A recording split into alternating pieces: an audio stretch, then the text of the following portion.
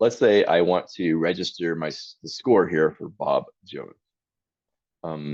We could, of course, as an instructor, I'll just click that link, opens a new form, and it's pre-populated the course name, the student name, the dates for me, and that's using those query strings, right?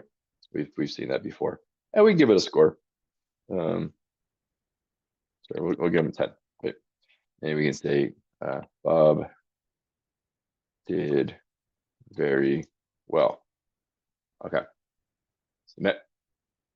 Okay, so if we go back to that student course tracking, we see that's the one that we came into. And if we go over here, we see we have a score of 10 and Bob did very well.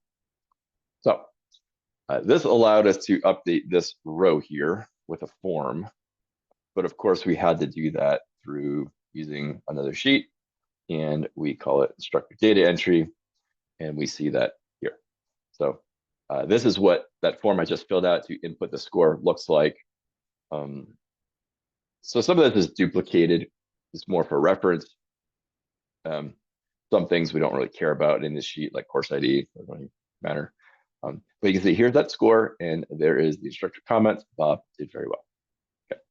And notice I have that submission ID in here. That is passed along with the form, but it's hidden. And that allows us to do that index matching.